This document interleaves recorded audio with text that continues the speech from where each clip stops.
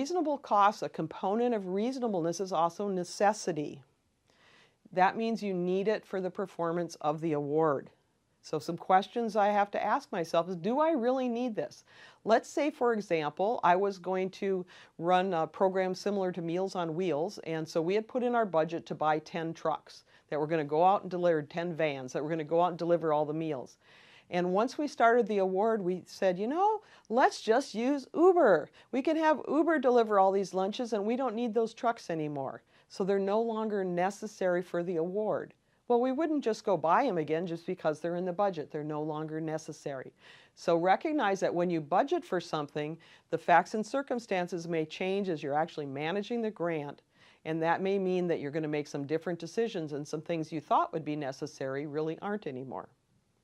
So questions to ask. Is this the least I could spend and still meet my needs? How many of you remember back when we talked about some contract provisions and some focus, some public policy things, and they talked about excess and surplus property lists?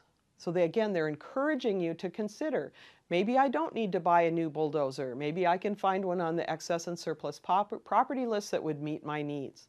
So these are the types of questions you should ask yourself as you're thinking about, is it reasonable? Now, does that say you have to buy it off the excess and surplus property list? No, but it says you should at least consider that in your decision-making process. And would I feel comfortable defending it? Because that's really where the rubber meets the road. Am I going to be able to defend this to an auditor and not appear foolish as I'm making some ridiculous claim about it, for example?